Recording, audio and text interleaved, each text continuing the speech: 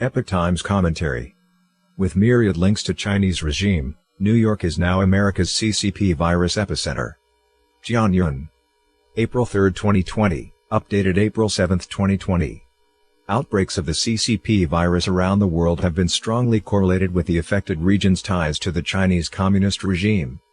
In the United States, epidemic figures in Washington state, known for being the first port of entry for trade goods coming from the People's Republic of China, PRC, following the United States' establishment of diplomatic relations with Beijing in the late 1970s, were the highest nationwide as late as March 16, when it had more than 900 out of roughly 4,300 confirmed U.S. cases.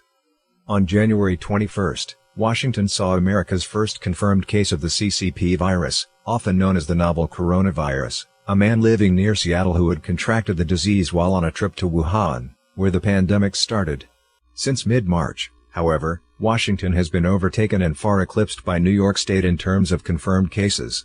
On March 20, Governor Andrew Cuomo announced a 10-point plan to put New York State on pause. At the time of writing, more than 102,000 New Yorkers have been sickened, making up almost 40% of the 260,000 cases across the country. The in-state death toll passed 1,000 on March 29 and has since tripled. Reddening the Big Apple. Early outbreaks of the CCP virus outside China were most pronounced in countries with extensive economic or strategic relations with the PRC, such as South Korea, Italy, and Iran. Lured by trade benefits or caving into Beijing's pressure, governments and officials in many regions have taken accommodating or even supportive stances on the Chinese regime. Such attitudes likely fueled acceptance of CCP propaganda regarding the virus, and made local authorities reluctant to take protective measures, increasing those countries' and regions' vulnerability during the critical first stages in the epidemic. In recent decades, the CCP has established a formidable nexus of soft power in New York. China is the state's biggest trade partner outside North America, and the PRC, including Hong Kong, forms New York's largest export market. Bilateral investments are similarly large, with New York being one of the prime destinations for Chinese capital. The significant volume of trade and investment has had wide-ranging effects in New York politics and society, from PRC-friendly attitudes among elected officials to Beijing's incremental subversion of the local Chinese-American community. By extension, New York's economic and cultural importance means that the PRC's influence there is felt throughout the rest of the United States. Making capital serve the Communist Party. Wall Street is one of the major conduits through which the PRC exercises its soft power abroad, and has long played the dove in influencing Washington's China policy. In 1999, then PRC Premier Zhu Rongji visited New York, where he met with a number of Wall Street executives to discuss China's potential membership in the World Trade Organization, WTO. President Bill Clinton thereafter supported Beijing's entry into the WTO, which it joined in December 2001. Economic relations continued to strengthen as the United States became embroiled in the War on Terror. Robert Kuhn, a financial executive and public intellectual, has had his writings appear in many Chinese state-run media. In 2005, Kuhn published a fawning biography of former PRC leader Jiang Zemin, despite the latter's enormous crimes against humanity and make a fortune while keeping a low-profile policies that encouraged corruption on an unprecedented scale. In later years, pressure by Wall Street lobbyists influenced the decisions of Presidents George Bush and Barack Obama to remove China from the list of currency manipulators. In August 2019, following an escalation in the Sino-US trade war, the Trump administration redesignated the PRC a currency manipulator. On April 25, 2019, Prague's Security Studies Institute chairman Roger W. Robinson Jr. warned of the worrying degree to which the CCP had penetrated the U.S. financial market in a speech made to the Committee on the Present Danger, China. Robinson noted that more than 1,000 Chinese companies were listed in the three major American stock exchanges, with more than 650 PRC-based firms listed on the New York Stock Exchange alone. These include Chinese state-run companies, many of which play roles in the CCP's human rights abuses, mass surveillance, and military industry. Being listed in U.S. stock indices means these companies receive investment via the stock portfolios of millions of Americans. Many Wall Street investors' affinity with Beijing have become especially apparent following the start of the U.S.-China trade war in June 2018.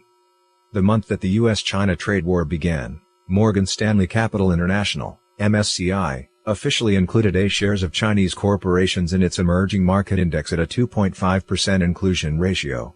This means that 2.5% of MSCI's index consisted of Chinese A-share companies. That September, FTSE Russell, the world's second-largest index company, announced that it would include A-shares in its global stock index system and classify them as secondary emerging markets. According to statistics from securities companies, this move was theoretically expected to bring incremental capital of more than $500 billion to A-shares. Last April 1, Bloomberg announced the official inclusion of Chinese bonds in the Bloomberg Barclays Global Composite Index. He Qinglian, a U.S.-based Chinese economist, wrote that the recognition of A-shares by these three major financial institutions was equivalent to endorsing the Chinese regime's unfavorable bonds. Thanks to Wall Street, the resulting influx of foreign capital thus helped allay the PRC's domestic economic troubles and the recent pressures brought about by the trade war. Bribing CCP companies. New York-based financial institutions have been investigated for illegally hiring the children of powerful Chinese families, whose fortunes are inextricably linked with the CCP regime. In 2013, the U.S. Securities and Exchange Commission, SEC, and the Justice Department began probing J.P. Morgan Chase Bank for suspected bribery of foreign companies. The case is of particular note because it represents the first major investigation into Wall Street under the Foreign Corrupt Practices Act. According to investigators, in the 7 years between 2006 to 2013, Chase employed about 100 people under its sons and daughters recruitment program, which ran from 2003 to 2013. The plan hired those with close ties to Chinese and other Asian officials as full-time employees or interns, which resulted in the bank gaining $100 million in business profit. The SEC investigation noted that Chase knew that doing so violated the FCPA, but continued the sons and daughters scheme anyway due to the generous returns and business opportunities it brought. According to the Wall Street Journal, the U.S. authorities have opened similar investigations into other financial institutions. Buying political power. Chinese economic inroads gave the CCP many opportunities to win political allies across the United States, particularly in salient regions like New York. On April 11, 2016, New York Lieutenant Governor Kathy Hochul and Zhang Shangchen, the PRC Commerce Ministry's Deputy Representative of International Trade, signed a Memorandum of Understanding, MOU, to formally establish the China Province's U.S. State of New York Trade and Investment Cooperation. The agreement linked New York with 6 Chinese provinces on various forms of economic and industrial exchange. It speaks to the possibility of building on where we are today, Hochul described the agreement, according to PRC mouthpiece China Daily. Businesses from China come to our state, businesses from our state are looking for export opportunities. Zhang Qiuyue, then Consul General of the PRC Consulate in New York, named the state as the bright spot for Sino-US cooperation. As we continue to grow stronger bilateral ties, there is growing awareness and increasing cooperation at the subnational level. On July 18, 2017, the China Province's U.S. New York State Trade and Investment Cooperation Forum was held in Buffalo. The event was co-sponsored by the Foreign Trade Development Bureau of the PRC Ministry of Commerce, the New York State Economic Development Agency, the PRC Consulate in New York, and the state government. That November, Governor Cuomo was awarded the Blue Cloud Award by the PRC Leaning China Institute, which is headquartered in Manhattan. Hochul, who accepted the award on Cuomo's behalf at the Blue Cloud Gala, noted that the governor has truly made this, China-New York, relationship one of his high priorities. We have had our 3 trade missions and the 4th is being planned, as reported by the CCP-run Xinhua. We have trade offices and tourism offices in China, and we have people on the ground to make sure there is a wide opening doorway between our 2 countries, and our cities as well, Hochul said. The CCP appears to have seen the event as a way to deepen commercial links and foster closer relations with the governor. According to reports at the time, Hainan Airlines Group, a Chinese company with strong state ties, was the sponsor of the Blue Cloud Gala. Moreover, the award ceremony featured a performance by the Snow Lotus Trio, consisting of 3 ethnic Tibetan singers from the Chinese province of Sichuan. Then PRC Consul General Zhang was also present at the gala. In June 2019, the New York State Senate passed a resolution naming October 1, the founding date of the communist regime in 1949, the state's China Day, so as to commemorate the contributions of ethnic Chinese to New York. A PRC Foreign Ministry spokesperson praised the move as a positive development. At an evening reception hosted that September 16 by the New York Chinese Consulate to commemorate the 70th anniversary of the PRC's founding, Consul General Huang Ping delivered remarks praising socialism with Chinese characteristics and condemned the ongoing trade war for hurting the economic prospects of both countries. Many New York politicians, entrepreneurs, and representatives from the local Chinese diaspora were in attendance. Reshaping the media environment and society. As late as the mid-1980s, the most prominent Chinese-American organizations in New York were those aligned with Taiwan, officially known as the Republic of China, ROC. But as mainland China came to dominate the economic and diplomatic landscape, the ROC's blue sky with a white sun flag began to disappear from the local Chinatowns, replaced by the five-starred red flag of the PRC. Beijing's growing influence was felt across the Chinese-American community as the CCP deployed its propaganda machine to sway overseas Chinese worldwide. PRC-funded organizations like the Confucius Institute were set up in U.S. colleges and schools, helping the party cement its preferred take on Chinese identity, culture, and language in the minds of many young Americans. CCP organizations in New York have established links with the local triad gangs, and sometimes even allow the party to project its political repression into the United States. In 1999, the CCP launched an all-out persecution of the Falun Gong spiritual practice and its tens of millions of adherents. The deadly campaign continues to this day. Groups linked to the extra-legal Communist Party Commission tasked with overseeing the persecution of Falun Gong have been peddling hate speech against the practice in New York's Chinatowns for over a decade. Individual members of these groups have been prosecuted for physically assaulting local Falun Gong practitioners. Since the early 1990s, when the state-linked Chinese-language daily China Press was founded to serve overseas Chinese audiences, the CCP's international propaganda efforts have ballooned into a multi-billion-dollar operation, officially termed the Great External Propaganda Plan.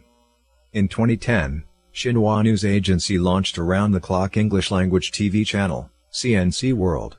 In August 2011, Xinhua ran an advertisement worth hundreds of thousands of dollars in Times Square. Brian Turner, the president of Sherwood Outdoor Advertising Company, said at the time that he hoped leasing the screen space to Xinhua would encourage other Chinese brands to advertise in Times Square. Since 2011, both Xinhua and the People's Daily Online, another CCP mouthpiece, have had offices in Manhattan, with the latter operating out of the 30th floor of the Empire State Building. This February, the U.S. State Department designated Xinhua and 4 other PRC-controlled media in the United States as foreign missions to reflect their role in Beijing's external propaganda strategy. Taken in by the party line. The effectiveness of the CCP's propaganda offensives among overseas Chinese is readily observed. Thousands of Chinese residing abroad have purchased plane tickets back to China, convinced by the party's latest narrative that the United States, not the Chinese motherland, is the new epicenter of the virus. Having long served as the gateway to America for immigrants and shipping, New York seems uniquely susceptible to the spread of the pandemic. On March 25, Governor Cuomo said that New York has more cases than other U.S. states, because we welcome people from across the globe, and we live, move, commune, and do so many other things close to one another. But in the CCP virus pandemic, globalization isn't the only factor to blame. Due vigilance and realistic views of the mainland Chinese regime, as demonstrated by the people of Taiwan and Hong Kong, provide no small measure of inoculation against the medical crisis.